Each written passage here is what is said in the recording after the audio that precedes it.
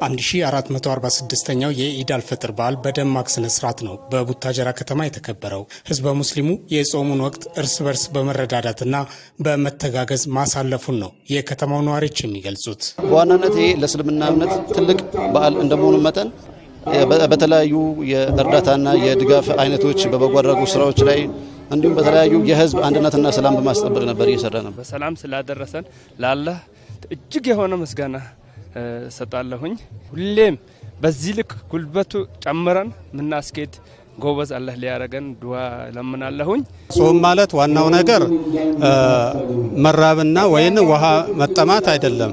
ጾም ማለት ከአካባቢህን ያለው የኔ ብጤ እሱን መርዳት ነው ዋናው ነገር። በቡታጀራ ከተማ አካባቢ ሃይማኖት የሚከፋፍለው ህብረተሰብ አይደለም ያለው።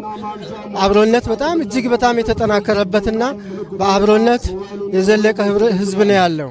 ለምስኪኖችን ስጦታ በመስጠት መስጂድ አካባቢ ባሉ ምስኪኖችን በአካባቢ ባሉ ማህበረሰብ መዋጮ እየተደረገ እየሄዱ ማስፈጠረንን የመሳሰሉትን ነገሮች መሳኪኖችን በጣም በመካደም አሳልፎታል ማለት ይቻላል።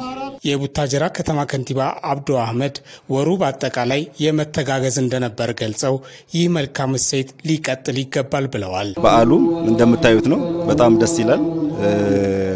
አጠቃላይ ቦታ ተጨናንቆ ውጭም ጭምር ሰው ያለበት ሂደት ነው ያለውና አጠቃላይ ወሩን በመተሳሰብ በመተጋገዝ በመተባበር አንዱ ላንዱ እየተጋገዘ የመጣበት አብሮ በአንድነት በአብሮነት በፍቅር በደስታ ህዝበ ሙስሊሙ ሲያሳልፈው ነበርና ረመዳን ወር ማለት ቅዱስ ወር ነውና ይሄንን ወር የተቀደሰ ተግባር ሲፈጸምበት የቆየ ነው።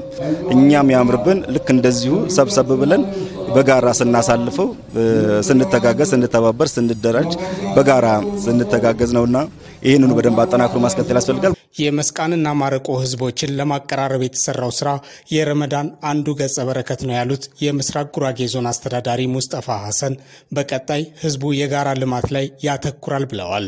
በረመዳን አንዱን የሚያስፈጥር የሚረዳዳበት በጋራ ያፈጠርንበት በጋራ የኖርንበት ብዙ ነገሮቻችን ብዙ በርካታ ጥሩ ነገሮች የሰራንበት ለምሳሌ ከመስቃንና ማረቆ ማህበረሰብ የቆየ ግጭት የነበረ ለ7 ዓመት የቆየው ግጭት ለመፍታት የክልሉ መንግስት ቁርጠኛ አቋም ይዞ የሰራበት አመት ነው። በዚህ ጊዜ እኛም ደግሞ ነባር ሴቶቹን ሪስቶር ለማድረግ በጋራ ለማፍጠር በርካታ ስራዎች ሰርተናል። እንሴኖ ላይ በማረቆ ልዩ ወረዳ ዋና ከተማ በቆሼ ላይ ዑለማዎች በተገኙበት በጋራ ሰግደን በጋራ ፍጥረን አብሮናት ያጠናከርንበት ትልቅ እሴት ለክልሉ መንግስት ሞዴል የሚሆን ስራ ነው እየሰራን ያለነው። ይሄን ተጠናክሮ እንዲቀጥል ድሮ ማህበረሰቡ አንድ ነው። የመስቃን ወረዳ አስተዳዳሪ መሐመድ ወንጫፎ በበኩላቸው በዓሉን ስናከብር የገንዘብ አቅም ከሌላቸው ጋር ማዕድ መጋራት ያስፈልጋል ነው ያሉት። በጎረቤቶቻችን ያሉ አቅመ ደካሞች ሊኖሩ ይችላሉ። እነዛ አቅመ ደካሞች በዓሉን በደስታ ተደስተው በዓሉ ላይ ማክበር እንዳለባቸው የኛ ልጆች የሚመገቡትን እነዛም ልጆች መገብ እንዳለባቸው ይሄ በእስልምና የታዘነው ሰው ይሄን ይደረጋል። በየመንደሩ የቡታጀራ ከተማ ስቴዲየም በኢድ አልፈጥር አክባሪ ሙስሊሞች ደምቆ ነው የዋለው። ለደቡብ ቴሌቪዥን ዜና ሲሳይ ደበበ ቡታጀራ።